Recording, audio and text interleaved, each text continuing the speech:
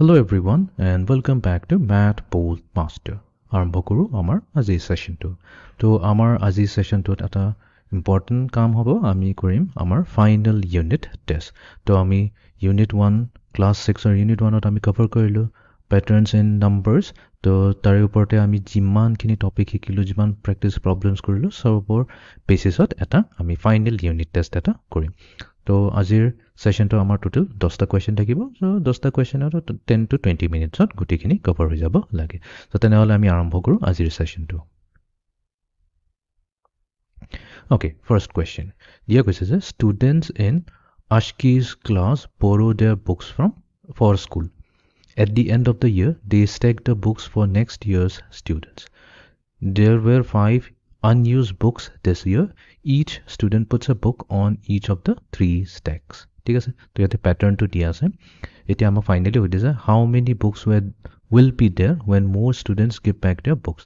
Extend the pattern and fill in the blanks in the chart below. তো আমি এটা কাম কৰো আমি হোয়াইট বোৰ্ডত প্ৰবলেমটো বুজিবলৈ চেষ্টা কৰো ঠিক আছে প্ৰবলেমটো আমি আকৌ এবাৰ চাই লওঁ students in Ashki's class borrow their books for school তো স্কুলত যিবোৰ বুকছবোৰ লাগে সেই বুকছবোৰ Ashki's ক্লাছৰ ষ্টুডেণ্টছবোৰে borrow কৰে at the end of the year তো যেতিয়া বছৰটো শেষ হৈ যায় they stack their books for next year's students তো যেনেকুৱা ক্লাস 6 অৰ যেতিয়া কোৰ্স কমপ্লিট হৈ যাব তেতিয়া কি কৰিব ষ্টুডেণ্টছবোৰে এনেকাকৈ ষ্টেক কৰি দিব ষ্টেক কৰাৰ পিছত সেই বুকছখিনি এতিয়া নেক্সট ইয়াৰ ষ্টুডেণ্টছবোৰে ইউজ কৰিব এতিয়া প্ৰথমতে কৈছে কি there were 5 unused books this year তো এই বছৰত একচুয়ালি কি হ'ল ষ্টাৰ্টিংতে 0 এনেকা বুকছ আছিল যোনটো কোনো ইউজ কৰা নাছিল তাৰমানে 0 ষ্টুডেণ্টছ ৰিটাৰ্ন देयर বুকছ তো ইয়াতে এটা পাৰ্পল কালাৰৰ বুক এটা আছে তাছে গ্ৰীন কালাৰৰ বুক দুটা আছে আৰু অৰেঞ্জ কালাৰৰ বুকো দুটা আছে তো এনেকা টোটাল 5টা বুক যোনটো আছিল এটো আনইউজড হৈছে তো কোনো ইউজ কৰা নাই এটো এনেকাই থাকি গল এতিয়া কি কৰিছে নেক্সট কৈছে কি each student puts a book on each of the 3 racks তো কি কৰে এটা বুক each rack তো এটো হৈ গল আমাৰ পাৰ্পল rack গ্ৰীন rack আৰু অৰেঞ্জ rack তো each rackত এটা বুক ইহতে দি যায় তো এতিয়া কি কৰিছে এটা ষ্টুডেন্টে যদি বুক ৰিটাৰ্ন কৰিলে তেনে কি গলে এটা ষ্টুডেন্টে এটা পাৰ্পল বুক দিলে তাৰ পিছত এটা গ্ৰীন বুক দিলে আৰু এটা অৰেঞ্জ বুক দিলে তো ইনিশিয়ালি কেটা আছিল 1 2 3 4 5 পাঁচটা বুক আছিল তাৰ পিছত তিনটা দি দিলে তো এতিয়া আমি কাউন্ট কৰিলাম 1 দুটা পাৰ্পল তিনটা গ্ৰীন আৰু তিনটা অৰেঞ্জ হলে কিমান হ'ব টোটাল হ'ব আমাৰ 8 বুকস তো ইয়াতে এটা ষ্টুডেন্টে যেতিয়া তিনটা কিতাপ দিলে তো টোটাল বুকস হৈ গল আমাৰ 8 নেক্সট ষ্টুডেন্টটো আহিব নেক্সট ষ্টুডেন্টে আকৌ এটা বুক দি যাব ইচ ৰেকৰ্ড তো নেক্সট ষ্টুডেন্টে কি গলে পাৰ্পল ৰেকৰ্ড আকৌ এটা বুক দিলে গ্ৰীন ৰেকৰ্ড আৰু এটা বুক দিলে অৰেঞ্জত আৰু এটা বুক দিলে তো টোটাল কিমান হৈ যাব 1 2 3 4 5 6 7 8 9 10 11 আৰু 11 হৈ যাব তো একচুয়ালি প্যাটাৰ্নটো কি প্ৰথমতে আমাৰ 5 আছিল আনইউজ বুকস তাৰ পিছত কি হৈ গল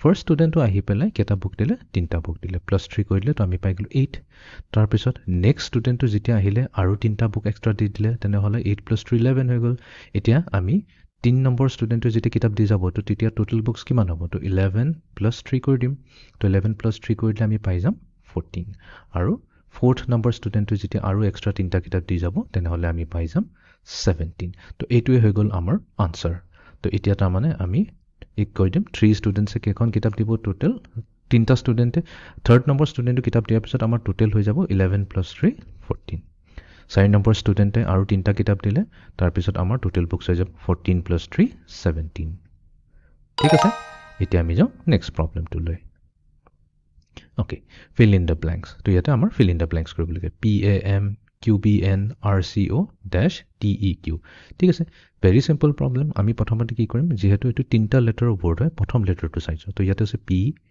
Q R ইয়াতে blank আছে T তো obviously ইয়াতে কি হ'ব লাগিব S হ'ব লাগিব তাৰ পিছত আছে আমাৰ next লেটাৰটো A B C dash E তো obviously ইয়াতে কি হ'ব লাগিব D আহিব D ৰ পিছত এটো E আহে ৰাইট এতিয়া আমি থাৰ্ড নম্বৰ লেটাৰটো লৈছো M N O তো ইয়াতে কি আহিব P তো তাৰ মানে আমাৰ SDP টোৱে হৈ যাব আমাৰ মিসিং টো তো ইয়াতে SDP আছে yes SDP টো আছে তো এইটো হৈ যাব আমাৰ কাৰেক্ট আনসাৰ ঠিক আছে এতিয়া আমি যাও থাৰ্ড প্ৰবলেমটো লৈ That's a very simple problem. So ইয়াতে কৈছে the table below shows a list of numbers. তো ইয়াতে কেইটামান list of number দি আছে 4, 10, 22, 54, 100. এইকেইটা list of numbers আছে। ইয়াতে আমাক এটা rule form কৰিব দিছে for every number in the table। তাৰমানে যি এটা number লোৱা 4 লোৱা বা 10 লোৱা বা 22 লোৱা যিটো next numberটো হ'ব সেইটো পাবলৈ কাৰণে আমি কি কৰিম the rule is to add 8। আমি 8 add কৰিলে next numberটো পাই যাম। যেনেকুৱা second numberটো যদি চাওঁ 10 10ৰ লগত যদি আমি 8 add কৰি দিওঁ তেনেহ'লে আমি পাই যাম 18। তো 54ৰ লগত যদি 8 এড কৰি দিওঁ তেনেহ'লে আমি পাই যাওঁ 62। তো এই ৰুলটোকে ইউজ কৰি পেলাই আমি টেবলটো ফিল কৰিব লাগে। তো ভেৰি চিম্পল। তো 4ৰ লগত যদি আমি 8 এড কৰি দিওঁ চ' 4 + 8 চ' 4 + 8 হৈ যায় আমাৰ কিমান 12। তো তাৰমানে আমি ইয়াতে কৰিম 12। ঠিক আছে, এইটো বাৰু আহি আছোঁ। তো আমি ইয়াতে লিখিব লাগিব 12। নেক্সট 22ৰ লগত 8 এড কৰি দিম চ' 22 + 8 কৰি দিলে আমি পাম কি 22 + 8 হৈছে আমাৰ 20। তো তাৰমানে 30 চৰি। তো এইখিনিত আহি যাব আমাৰ 30। তো 22 + 8 কৰি দিওঁতে আমি পাই গ'লোঁ 30। তো ফাইনেলি 100 + 8 কৰিলে কি পাম 108। এবাৰ ভেৰিফাই কৰি লোৱা। তো 4 + 8 হৈ গ'ল আমাৰ 12, 22 + 8 হৈ গ'ল 30, 100 + 8 হৈ গ'ল 108। ঠিক আছে, থাৰ্ড নম্বৰ প্ৰব্লেমটো হৈ গ'ল। এতিয়া আমি যাওঁ নেক্সট প্ৰব্লেমটোলৈ। Look at the pattern below'. তো ষ্টেপ 1, ষ্টেপ 2, ষ্টেপ 3, ষ্টেপ 4। এতিয়া ইয়াতে এই আমাক এইটো উলিয়াব দিছে, ৰুলটো ওলাব দিছে কি এই পেটাৰ্ণটো কেনেকুৱাকৈ গ্ৰ' হৈছে। এইটো প্ৰব্লেমটো আমি কৰিছিলোঁ, বহুতবাৰ কৰিছোঁ। তো ইয়াতে কি হয় ষ্টেপ 1ত আমাৰ এটা আছে। তো ইয়াতে কৈ দিওঁ আমাৰ নম্বৰ অফ স্কুৱেৰ্ছ।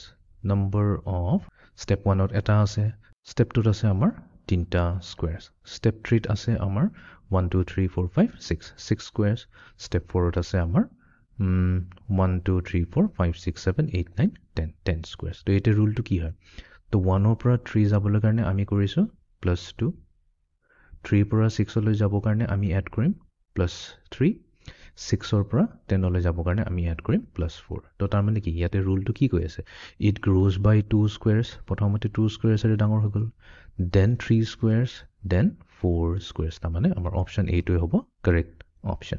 বাকীকেইটা তথাপি ভেৰিফাই কৰি ল'ব, but A is the correct answer. ঠিক আছে, এতিয়া আমি যাওঁ নেক্সট প্ৰব্লেমটোলৈ। Very simple problem. What number is next? 9ৰ পিছত আহিল 10, 10ৰ পিছত 11, 11ৰ পিছত 12। তো আমি কি কৰিছিলোঁ ইচ ষ্টেপত আমি 1 এড কৰি যাওঁ +1। চ' 10 + 1 আমি পাম, 10 + 1 কৰিলে আমি পাম 11, 11 + 1 কৰিলে আমি পাওঁ 12, আৰু 12 + 1 কৰিলে আমি পাই যাম 13। তো তাৰমানে অপশ্যন বি হৈ যাব আমাৰ কাৰেক্ট আনচাৰ। ঠিক আছে, নেক্সট প্ৰব্লেমটোলৈ যাওঁ। The following patterns starts with 4 and uses the rule add 6 to the previous term 4 10 16 22 28। তো এতিয়া অপশ্যন দিছে আমাক তিনিটা অপশ্যন, তিনিটাৰ ভিতৰত কোনটো ডাঙৰ হয়। তো ইয়াতে ৰুল এইটোৱে কৈছে যে পেটাৰ্ণটো 4ৰ পৰা আৰম্ভ হয়, তাৰপিছত আমি ইচ নম্বৰক 6 এড কৰি যাওঁ। তো তাৰমানে ইয়াতে আমি 4ৰ লগত যদি আমি 6 এড কৰোঁ 4 + 6 তেনেহ'লে আমি পাই যাম 10। 10ৰ লগত যদি আমি +6 কৰি দিওঁ 10 + 6 দিব আমাক 16। তেনেকৈ 16 + 6 কৰিলে 22, 22 + 6 কৰিলে 28। এতিয়া এই পেটাৰ্ণটোতো ফৰ্ম হৈ গ'ল। এতিয়া আমাক কেইটামান সুধিছে ইয়াতে কি কি ট্ৰু হ'ব পাৰে। Every number in the pattern is greater than the previous number, হয়নে নাই? Every number in the pattern, যিয়ে নাম্বাৰ লোৱা সেইটো পিছত থকা নাম্বাৰটোতকৈ ডাঙৰেই হয়। অভিয়াছলি আমি 10টো যদি চাওঁ 4তকৈ ডাঙৰ হয়, 16 যদি চাওঁ 10তকৈ ডাঙৰ হয়, 22 16তকৈ ডাঙৰ হয়, 28 22তকৈ ডাঙৰ হয়। তো তাৰমানে এইটো ট্ৰু হ'ব পাৰে। আমি গোটেইখিনি চাই লওঁ। The pattern includes only multiples of 4। তো এই পেটাৰ্ণটোত অকল 4ৰ মাল্টিপলে আছে সেইটোতো নহয়। 4ৰ মাল্টিপল কি হৈছে 4 হৈছে, 8 হৈছে, 12 হৈছে, তাৰপিছত 16 হৈছে, এইখিনিহে হয়। তো ইয়াতে 8 মিচিং আছে, 12 মিচিং আছে, ৰাইট? বহুতখিনি নম্বৰ মিচিং আছে। তো অভিয়াছলি আমাৰ বিটোতো হ'বই নোৱাৰে। তাৰপিছত কৈছে এভৰি আদাৰ number in the pattern is odd. তো এই পেটাৰ্ণটোত যিয়ে নম্বৰ নলওঁ কি সেই নম্বৰটো সদায় অড নম্বৰ আহি আছে, সেইটোতো নহয়। 10 লওঁ, 16 লওঁ বা 22 বা 20 গোটেইবোৰতো ইভেন নম্বৰ হয়। তো তাৰমানে অপশ্যন চিটো হ'বই নোৱাৰে। তো ইয়াতে থাকি গ'ল এটাই অপশ্যন, অপশ্যন এ। তো অপশ্যন এইটো হৈ যাব আমাৰ কাৰেক্ট আনচাৰ। ঠিক আছে, এতিয়া আমি যাওঁ next প্ৰব্লেমটোলৈ। What will be the 7th shape in the pattern P? তো এটা পেটাৰ্ণ দি আছে, এই পেটাৰ্ণটো 7th নম্বৰ শ্বেপটো কি হ'ব? তো প্ৰথমতে আমি নোট কৰি লওঁ, এইটো হৈ গ'ল আমাৰ first pattern, second pattern, third pattern, fourth pattern, 5th pattern, 6th pattern আৰু 7th pattern. তো প্যাটাৰ্ণটো আমি প্ৰথমতে বুজিব লাগিব. প্ৰথমতে আছে আমাৰ এটা সাৰ্কেল. তো মই সাৰ্কেলটোক C ৰে ডিনোট কৰিলো. তাৰ পিছত আছে আমাৰ এটা প্লাস সাইন. তো প্লাস সাইনটোক আমি P বুলি কওঁ. তাৰ পিছত আছে আমাৰ ট্ৰায়াঙ্গল. ট্ৰায়াঙ্গলৰ পিছত আছে আমাৰ সাৰ্কেল, তাৰ পিছত প্লাস ট্ৰায়াঙ্গল. তো এটা দেখাই পাইছে এতিয়া আমাৰ প্যাটাৰ্ণ কেনেকৈ ৰিপিট হৈছে. Circle plus ট্ৰায়াঙ্গল, circle plus ট্ৰায়াঙ্গল. তাৰ মানে নেক্সটটো কি আহিব, সাৰ্কেল প্লাস ট্ৰায়াঙ্গল আহিব. তো এটোকে যদি আমি কন্টিনিউ ৰাখো তো ইয়াতে কি আহিব লাগিব, এটা সাৰ্কেল আহিব লাগিব, সাৰ্কেল প্লাস আৰু ট্ৰায়াঙ্গল এটো আহিব লাগিব 7 8 9. তো তাৰ মানে আমাৰ 7 পজিশনতহে উঠিছে কি আছে, হেতু হ'ব এটা সাৰ্কেল. তো তাৰ মানে আমাৰ অপচন সি টো হৈ যাব কাৰেক্ট. ঠিক আছে, ওকে. এতিয়া আমি যাওঁ next প্ৰবলেমটোলৈ. fill in the blanks. So 2 পিছত আহিছে 6, 6ৰ পিছত 11, 11ৰ পিছত 17, 17ৰ পিছত 24. তো ইয়াতে কি প্যাটাৰ্ণ ইউজ হৈছে, তাৰ পিছত সেই প্যাটাৰ্ণটো ইউজ কৰি পেলাই আমাৰ এই fill in the blanks কৰিব লাগে. তো আমি চেক কৰি লওঁ ষ্টেপ বাই ষ্টেপ. সো 2ৰ লগত যদি আমি 4 এড কৰোঁ তেনেহ'লে আমি পাই যাওঁ 6. 6ৰ লগত আমি কি এড কৰিলে 11 পাম, 5. তো 5 এড কৰিলে 11 পাম. নেক্সট আছে আমাৰ 11, 11ৰ লগত আমি কি এড কৰিলে আমি পাম 17. তো আমি যদি 6 এড কৰোঁ তেতিয়া পাই যাম 17. তো তাৰমানে প্যাটাৰ্ণটো গম পাইছা, প্ৰথমতে 4 এৰে এড, 5 এৰে এড, তাৰপিছত 16 এৰে এড. তো 17ক যদি আমি 7 এৰে এড কৰোঁ তো 24 পামেই পাম. তো তাৰ মানে নেক্সট নম্বৰটো উলিয়াবৰ কাৰণে আমি কি ক'ম, এই 24টো ল'ম আৰু 7ৰ নেক্সট নম্বৰ যোনটো হৈছে 8 তাৰ লগত এড কৰি দিম. তো আমি পাই যাম নেক্সট নম্বৰটো. সো 24 + 8 হৈ যাব আমাৰ 32. তো তাৰ মানে option A is the correct answer. ঠিক আছে, এতিয়া আমি যাওঁ নেক্সট প্ৰবলেমটোলৈ. Look at the pattern below. তো এই প্ৰবলেমটো আমি অলৰেডি সলভ কৰিলো. সো কোৱেশ্চনটো পঢ়ি চাওঁ. How many squares will be in the pattern at the 6th step. ঠিক আছে, তো প্ৰথমতে আমি নোট ডাউন কৰি লওঁ. ফাৰ্ষ্ট ষ্টেপত আছে আমাৰ এটা স্কোৱাৰ, ছেকেণ্ড ষ্টেপত আছে আমাৰ 3টা স্কোৱাৰ, থাৰ্ড ষ্টেপত আছে আমাৰ 6টা স্কোৱাৰ আৰু ফ'ৰ্থ ষ্টেপত আছে আমাৰ 10টা স্কোৱাৰ. তো আমাক উলিয়াব লাগিব 5th 6th, তেতিয়া আমি 6টো ওলাব পাৰিম.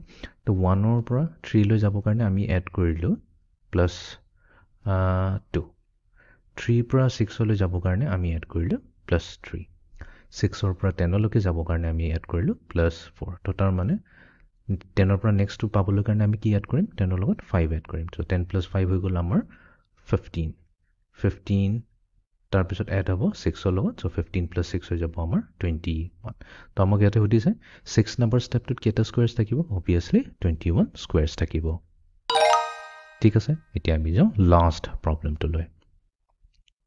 Type the missing numbers in the boxes. Very simple. 13ৰ পিছত কি আহিব, 13ৰ পিছত আহিছে 14 + 1 কৰি দিয়াৰ পিছত. চ' 14ৰ পিছত আহিছে 15, এগেইন +1 হৈছে. তো তাৰ মানে 15ৰ পিছত নেক্সট নাম্বাৰটো কি কৰিম, +1 কৰি দিম.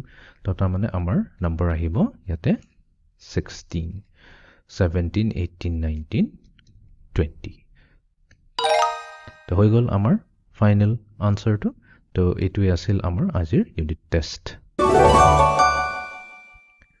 তো এইটোৰ লগতে আমি ফাইনেলি ইউনিট 1 প্যাটাৰ্নছ ইন মেথমেটিক্স, আমি যোনটো কওঁ নাম্বাৰছ ইন প্যাটাৰ্নছ ইন নাম্বাৰছ, এই টপিকটো আমাৰ কমপ্লিট হৈ গ'ল এতিয়া. So see you in the next session. Thank you.